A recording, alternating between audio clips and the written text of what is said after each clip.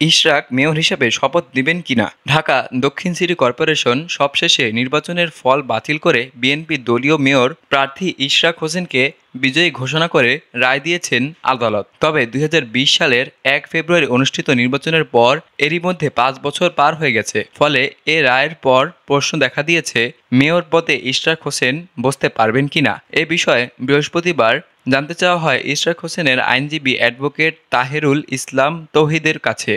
তিনি বলেন, নির্বাচনের ৫ বছর পার হয়ে গেছে।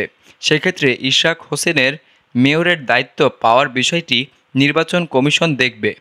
আদালত মেয়র ঘোষণা করেছেন, তবে কবে কিভাবে তিনি মেয়রের দায়িত্ব পাবেন সেটা নির্বাচন কমিশনের বিষয়।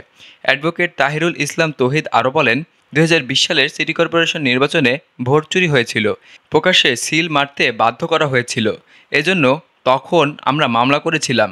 এর আগে বৃহস্পতিবার ঢাকার প্রথম যুগ্ম জেলা জজ ও নির্বাচনী ট্রাইব্যুনালের বিচারক মোহাম্মদ নুরুল ইসলাম ইশরাক হোসেনকে বিজয়ী ঘোষণা করে রায় দেন। আদেশে বিজয় ঘোষিত সাবেক mayor barrister Fazle Noor তাপসকে mayor হিসেবে সরকারের গ্যাজেট বাতিল করা হয়। একই সঙ্গে প্রার্থী ইশরাক হোসেনকে মেয়র হিসেবে ঘোষণা দেন। রায়ের সময় আদালতে উপস্থিত ছিলেন ইশরাক হোসেন। ইশরাক হোসেন বলেন, ২০২০ সালের ১ ফেব্রুয়ারি ঢাকা দক্ষিণ সিটি কর্পোরেশনে নির্বাচন হয়। ওই সিটি কর্পোরেশন নির্বাচনে ভোট কারচুপির মাধ্যমে আওয়ামী লীগ থেকে শেখ ফজলে নূর তাপসকে মেয়র হিসেবে ঘোষণা করা হয়।